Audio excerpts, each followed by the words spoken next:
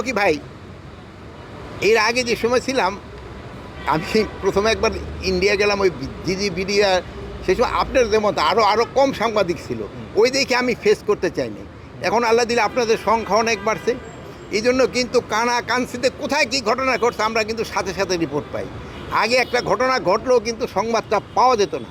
তো আপনি যদি আগের সাথে তুলনা করেন, মব কিছুটা কমে আসছিল, বাট পরে আবার এই 2-3 দিনের আগে যে কুমিল্লা একটা ঘটনা ঘটছে, চিটাগাং একটা ঘটনা ঘটছে, লালমনিরহাটে একটা ঘটনা ঘটছে, ফরিদপুরে একটা ঘটনা ঘটছে। বাট এগুলি যেন ভবিষ্যতে আর না ঘটে, এই জন্য কিন্তু আমরা প্রপার অ্যাকশন নিচ্ছি এবং এটার সাথে যারা যারা জড়িত তাদের বিরুদ্ধে কিন্তু ব্যবস্থা নেওয়া হচ্ছে। আমি বলি, নির্বাচনটা শুধু আইন শৃঙ্খলা বাহিনীর উপরে নির্ভর করে না। নির্বাচনের একটা ওয়ান স্টেক হলো, একটা হলো আইন শৃঙ্খলা বাহিনী, আর একটা হলো আমাদের প্রশাসনে যারা কর্মচারী কর্মকর্তা আছেন তারা, আরেকটা আছে হলো আমাদের ইলেকশন কমিশন, আর একটা হলো কি জানি আরও একটা আছে ইলেকশন কমিশন, তারপরে হলো আরেকটা আছে যে আমাদের যারা এই পার্টিগুলি যারা অংশগ্রহণ করে তারা। এখন ধরেন ইলেকশন কমিশনের উপরে নির্ভর করে এই পুলিং অফিসার, প্রিজাইডিং অফিসার, এটা তারা নিয়ন্ত্রণ করে। তারপরে ধরেন যে রিটার্নিং অফিসার, তারপরে অন্যান্য দিকের যে প্রশাসন থেকে আসে, আইন শৃঙ্খলাটা আমরা দেখি। তারপরে হলো মেইন পার্টি হলো যারা ইলেকশন করতেছে। এখন ইলেকশনটার জন্য সবচেয়ে বেশি প্রস্তুতি দরকার যারা ইলেকশনে পার্টিসিপেট করবে তাদের। আমাদের প্রস্তুতি ঠিক আছে, সবাই প্রস্তুতি যদি হয়, চারোটার প্রস্তুতি একসাথে হলে কোনো অসুবিধা, আমাদের প্রস্তুতি কোনো ঘাটতি নেই। এগুলি হলো মানে রাজনীতিতে অনেক অনেক কথা বলে, এটা তাদেরও জিজ্ঞেস করতে পারেন। আমার থেকে আমার যদি জিজ্ঞেস করেন, আমি ওনাদের প্রশ্নের উত্তর দিব না। আমরা আমাদের প্রস্তুতি আমরা নিচ্ছি, তাদের সঙ্গে আপনি আমার প্রস্তুতি আমি নিয়ে যাচ্ছি।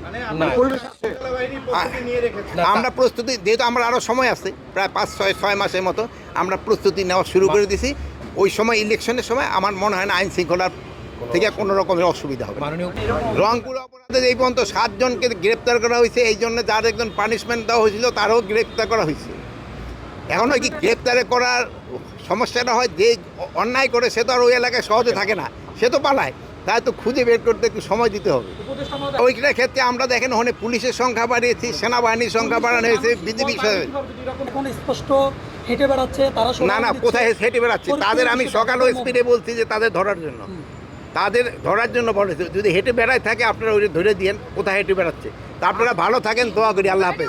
যদি আমার শুনি ওসিরা কিভাবে দখল বাণিজ্য করবে, এটা মনে প্রশ্নটা না, ওসি তো আর এই যে দেখেন, এই যে ভাই আপনার বোন, আপনার কথা তো ভাই ওই তো মানতেছে না, এরা কোনো দখল বাণিজ্য করতেছে না। আপনি বলেন, আপনি একটা শুনি, আপনি আমার একটা সুনির্দিষ্ট বলেন, হ্যাঁ কোথায় করছে না, ওসিরে না, কোথায় দখল বাণিজ্য করতেছে আপনি একটু বলেন। একটা ফিলিং স্টেশন আছে, এই ফিলিং স্টেশন উনি ওনার ওয়াইফের নামে হচ্ছে এটা বরাদ্দ করে, মানে নকল দলিল দিয়ে হচ্ছে সেখানে বাণিজ্য কায়েম করছে। শোনেন, আপনার যদি এই প্রমাণ থাকে, এই ডিসি আছে, আপনার ডিসির কাছে দেন, ঠিক আছে? যদি প্রমাণ থাকে ডিসির কাছে দেন।